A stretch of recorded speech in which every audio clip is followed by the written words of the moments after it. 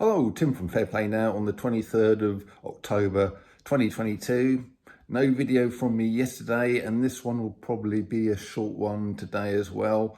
I'm feeling a distinct sort of loss or lack of energy at the moment, probably because of all this cycling I've been doing this week. And indeed, we went out for another quite long cycle ride yesterday.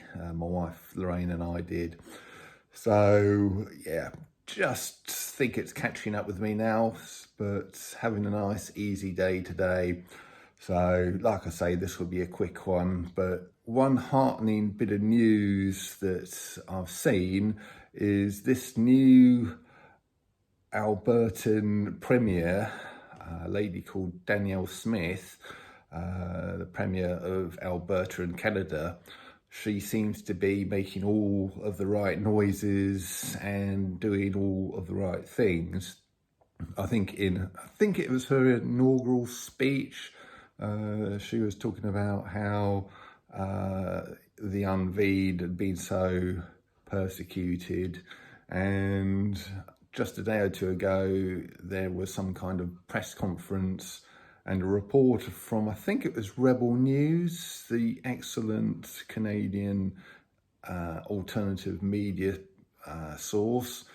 And this reporter asked Danielle Smith if she was willing to apologise to the Unveed and also consider an amnesty for any and all lockdown prosecutions that happened over the last 2.5 years.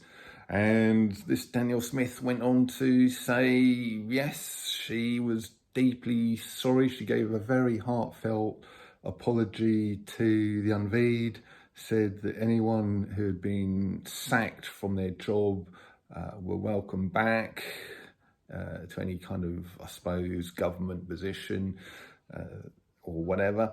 And she is also going to consider an amnesty for, as I say, all of these lockdown sort of persecutions and sort of fines and imprisonments and all the rest of it that happened. So very, very welcome news.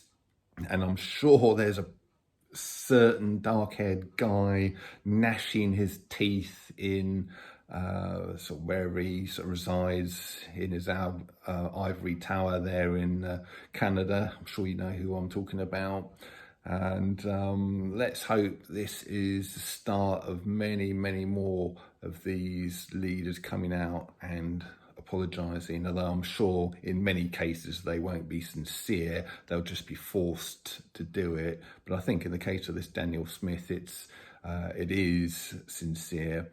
So I thought that was very good news. And yeah, from what she said, she's so deeply sorry. And that's should be the case of anyone who went along, not that she went along with it, but anyone who did go along with the persecution of the Unveed. And we know who they are.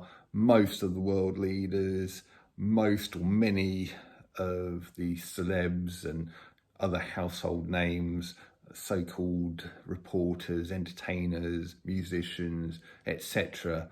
There are so many of them who were sort of so disgusting towards the Unveed, and yeah, they all need to apologise like Danielle did, because I still cannot believe what happened, because ever since the end of the Second World War, we have sort of been told, had it drummed into us, that what happened during that conflict must never, ever happen again. We must never, ever persecute a group of people for their beliefs or for the colour of their skin or for anything else, sort of sexual orientation or whatever it might be.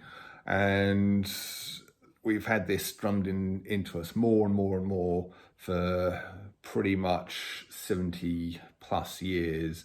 And then all of a sudden, the lurgy comes along, the V comes along, and all of that goes totally out the window, and all of a sudden it's perfectly okay to demonize this group of people over here just because they dared to go against Big Pharma, basically, as far as I can tell. So, I was just deeply shocked. That's been one of the most shocking things, one of the most disgraceful things I've seen over the last 2.5 years, and utterly sickened by it, and utterly sickened by all of these characters who sort of called the likes of us out and gave us such a hard time. But it looks like the tide's turning. I hope that this Danielle Smith has set a precedent that will be followed by sort of many others in the coming weeks and months and years to come. So I thought that was a message of hope for a Sunday. Going to leave it. Be back tomorrow.